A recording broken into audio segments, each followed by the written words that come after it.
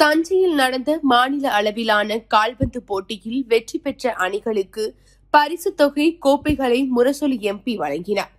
கால்பந்து போட்டியில் 2025-26 ஆண்டு முதலமைச்சர் கோப்பைக்கான மாவட்ட அளவிலான விளையாட்டுப் போட்டி அந்தந்த மாவட்ட தலைநகரங்களில் பள்ளி மாணவ மாணவிகளுக்காக நடத்தப்பட்டது. இதில் வெற்றி பெற்று தேர்வு செய்யப்பட்டவர்கள் மாநில அளவிலான போட்டிகளில் பங்கேற்க தகுதி பெற்றனர். அதன்படி மாவட்ட அளவில் வெற்றி பெற்று மாநில அளவிலான கால்பந்து போட்டியில் பங்கேற்க மாவட்ட அணிக்கு மாணவ மாணவிகள் தேர்வு செய்யப்பட்டனர். தஞ்சை அன்னை சத்யா விளையாட்டு அரங்கில் முதலமைச்சர் கோப்பைக்கான மாநில அளவில் மாணவர்களுக்கான கால்பந்து போட்டி கடந்த 3ஆம் தேதி தொடங்கியது.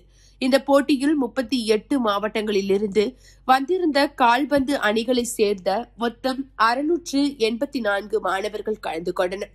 இந்த அணிகளுக்கு இடையே போட்டிகளும் நடத்தப்பட்டன.